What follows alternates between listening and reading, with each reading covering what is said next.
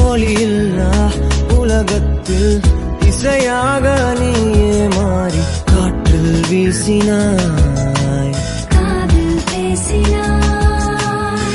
மொழியில்லா மௌனத்தில் விழியாலே வார்த்தை கோர்த்து கண்ணால் பேசினாய்.